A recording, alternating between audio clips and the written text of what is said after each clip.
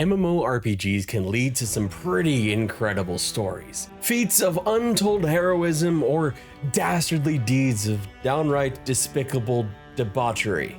Or perhaps just some sausages. Wiener, wiener, wiener, wiener, wiener, wiener, wiener. Yeah, that's a story we're going to talk about. That and more will be covered in this video on 3 hard-to-believe MMO stories. I've got 2 epic stories on tap for you, and let's just call the middle story a bit of an intermission. Quick note on these stories, I used a few different sources of each of these to get a well-rounded take, and as well, or at least as well-rounded as I could, and all of those sources are linked down below. But if you have any additional context to add to them, please include that in the comments so we can get a better idea of the things that actually happened from your perspective. We have to start with perhaps one of the most infamous stories of all time, in one of the longest tenured and most renowned MMOs, and one that somehow completely passed me by because I was playing this game. I guess that's probably why. This is the story of the Falador Massacre in Runescape.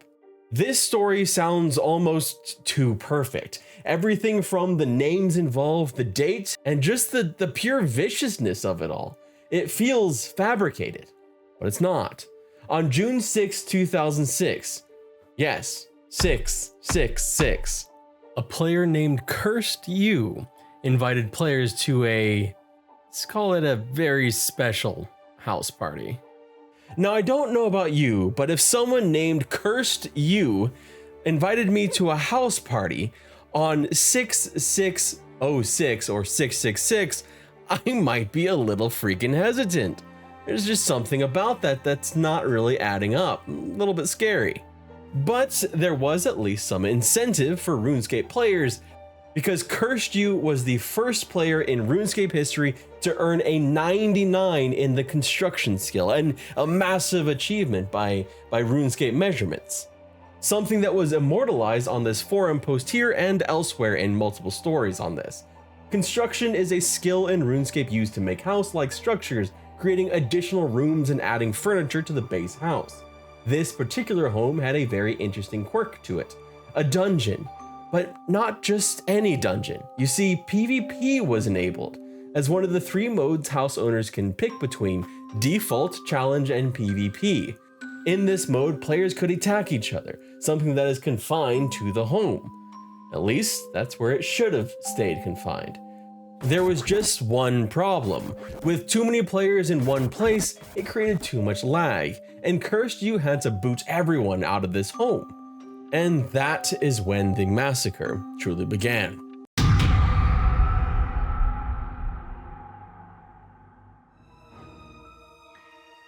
A bug led players to retain their PvP flag outside of the PvP area, allowing them to PvP anywhere.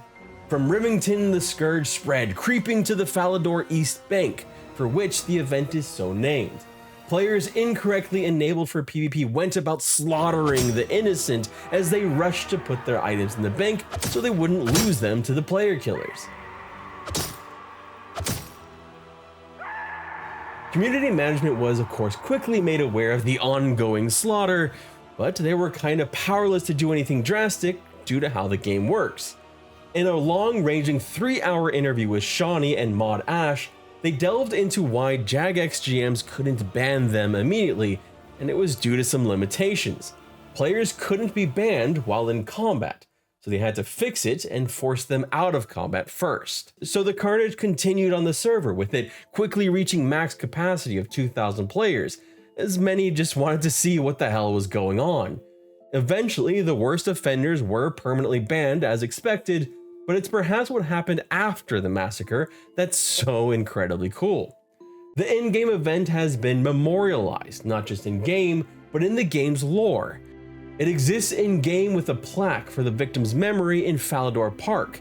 In June of 2016, the 10-year anniversary of the massacre, Jagex created an event that paid special attention to some of the key players, including Cursed You inviting you to a faux house party and a safe PvP event where players would be possessed by the ghost of Duriel 321, gaining the ability to attack other players.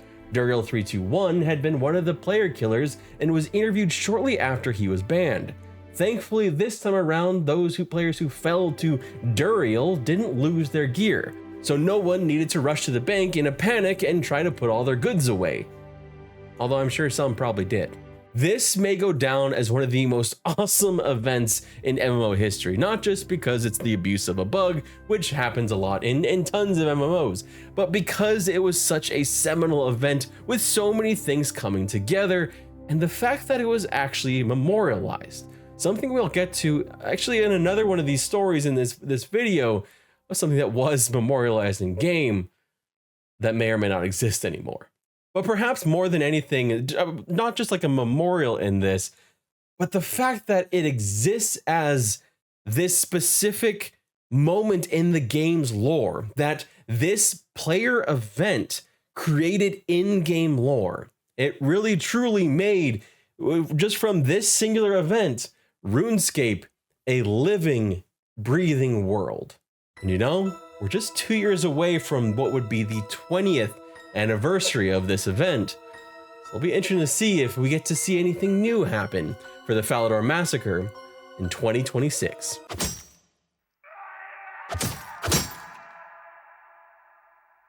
And a quick side note here, I downloaded old school RuneScape for the first time ever just to get some B-roll for this. And apart from the fact that I got kind of addicted to the game after playing it for just a couple of minutes and was like, oh, this is actually really fun. Well, I went to look for the memorial, and sadly, I didn't find it in the location specified by the wiki, but I could just be missing it because I could just be, not aware of exactly where it was, or it could be that it is only in the newer version of RuneScape, or it may only show up during the events, but I did not see it, so hopefully someone else is able to locate where the memorial is in game at this moment. Now, I said that we would have a bit of an intermission. And this is kind of your intermission, as we go from the blood-red streets of Falador to something a bit more comical, if not still dangerous. Oftentimes, these stories come about from system limitations or devs being unaware of what players might do because it was still the early days of MMOs, and in a sense, us MMO players can do some really fucked up shit at times. Well, so with that, there's always this excuse of, well, it was new, all this new stuff. So, what's the excuse when your game releases in 2021? What? That's a big sausage. And you have a shit ton of money. New World was inundated with an entirely different kind of massacre shortly after launching in 2021, as the game shot up the Steam charts, peaking just below 1 million players, resulting in large queues that would go on for hours and hours. But when players finally did get in, they were greeted with sausage. That's not a joke or a euphemism. It's quite literally what happened. Just a short while after launch, players discovered that the in-game chat could be manipulated when linking items to input code into the game, which would try to pull files, such as the aforementioned sausage. It's not a unique problem to New World, as instances reported in both World of Warcraft back in 2009 and Terra more recently, but it's perhaps one of the most humorous, if dangerous, instances. Because the chat allowed HTML code to be put in, something explained very well by Callum Upton in a video on the subject over on Josh Drive Hayes' channel. Now, what they've got is they've got the text frame, which is a HTML frame, and each message is a box inside of that. Now, what they forgot to do is say, hey, don't allow any boxes inside these boxes. So the text that you're putting into the chat is being treated as direct HTML code. So this is obviously an issue, having the ability to inject HTML code into the game. I don't know much at all about it except my Angel Fire website that I tried to make when I learned a tiny bit of HTML code back in middle school. But I still think that's a bad thing, right? And turns out it was.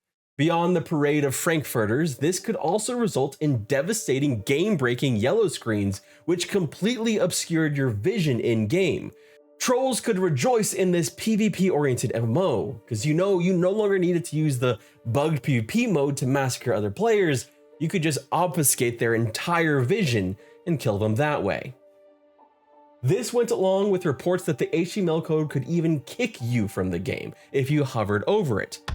And that, of course, would be devastating, not just in PvP, but just for the entire game. And there are reports of entire PvP sections, PvP wars and battles that were being kind of abused in this way because you could crash your opponents. Now, of course, all of this was eventually fixed in the game, and New World was able to completely recover from all of the issues they encountered at launch. Oh. Well, at least now they have mounts, right? No swimming, but mounts. And there's no more sausages. Well, okay, there's an appropriate amount of sausages, and they're no longer in your face. Now, I'd like to quickly interrupt this video for a message from our sponsor. Our sponsor, who is me. I'm the sponsor, and I wrote a book. Before I had any kind of YouTube videos, I was an author. And my first book is actually currently free.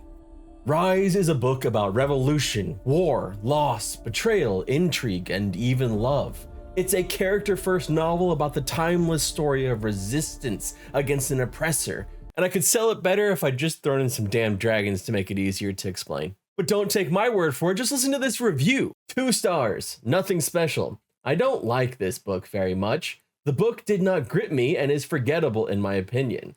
Fuck, that's not the right one. Well, hey, you know what? You can make your own opinions about this book, and I have included links down below. You can get it anywhere books are sold, from Amazon to Barnes & Noble to Smashwords, and it is currently free and will be free through probably at least March 16th. But now that we've had a little intermission, we need to get back to something truly amazing. From New World's Frankfurter failures to something far more incredible and intriguing, we have to go way back. Over 2 decades earlier, with one of the first big 3 visual MMORPGs called Asheron's Call. Now, for this story, there is a metric ton of backstory that's important, and it's deserving of its own video. I actually wrote the script for it, and I was compiling this and believed it deserving of its own feature at a later date. So for the purposes of this video, we're only going to talk about the most unique and compelling part of the event known as the Thistledown Defense, or more simply, the Shard of the Herald, for the event in which it transpired. Asheron's Call was an MMORPG that focused on bringing forth content to players monthly. One of those content arcs involved a series of events between warring factions, the corrupt shadows and the undead.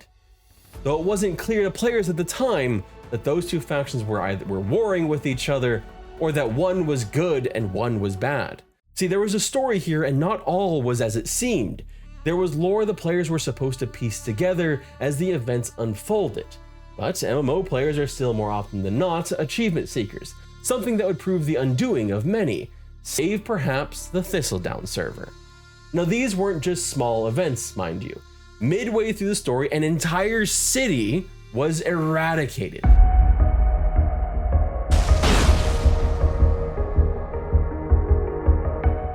Blown to bits, leaving nothing but a smoldering crater in its wake. Being that this was all happening in 2000, there were precious few resources to guide players out of the game to explain what was going on, and fewer still ways to communicate in-game compared to what we have today. There was an era of mystery and confusion. Toward the end of the story, unique dungeons opened up, and in them were crystals, with one final crystal known as the Shard of the Herald. This is where the devs did something incredible. Players in-game were given a choice: defend the shard or destroy it. Across Asheron's Call servers, players did just that, either choosing to defend or attack the shard, and engaging in player versus player over the shard's defense, or its eradication. The closest equivalent to this I can compare it to is in EverQuest with the sleeper event, when servers would decide whether they should let the sleeper stay asleep and thus maintain the better loot, or wake the sleeper and set forth the events that followed. As is the nature of MMOs, almost all servers ended up destroying the shard as the race for unique server first loot won out. Well, with a little bit of extra help, as devs pretending to be emissaries for Shadows had previously reached out to some of the most powerful players on the server, dubbing them Dark Masters, and pitting them against the defenders of the Shard, actual players that had been recruited by the in-game devs working as Shadows. When the Shard was destroyed, it released a great evil in Asheron's call, Baal Zaran.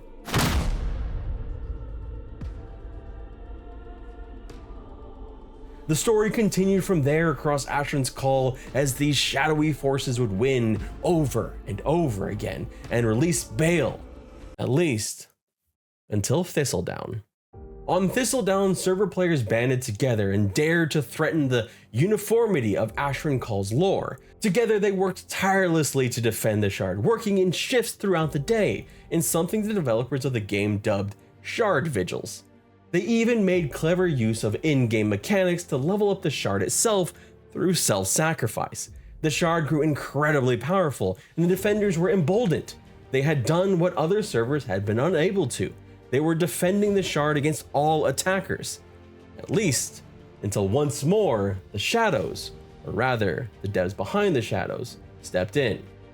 But this wasn't something as simple as the devs despawning the Sleeper. They weaved an incredible story into the game through the event. They brought forth a powerful monarch from the Thistledown server. Monarchs were players who held the highest ranks of an allegiance, one of their unique social systems. This particular monarch was known as Vidorian. Vidorian had proved their loyalty to the Shadows, and in doing so, they were called forth to put an end to the defense. Summoned by two shadow generals within the lore, Laeron and Black Farah, she was buffed and given a peerless Shadow Atlan dagger, an incredibly powerful weapon. Vidorian and the two Shadow Generals led an all-out assault on the Shard, and they suffered several setbacks, in fact, Vidorian dying several times in the attempt of destroying the Shard. But eventually, they won out, and they destroyed it, bringing an end to the valiant defense of the Thistledown server, and once more, releasing Baal Zaran as intended.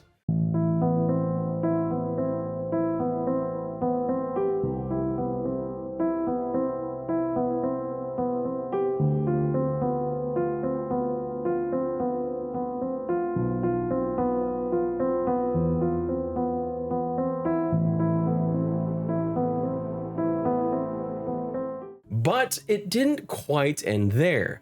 Much like our first story about the Falador Massacre, there was a memorial made for these valiant defenders, something immortalized in a letter from Turbine's producer at the time, Nick Davidson, which details the entirety of the event, all the behind the scenes of how they came to the decisions on what to do with the defense of the Shard, and this final bit immortalizing the defenders.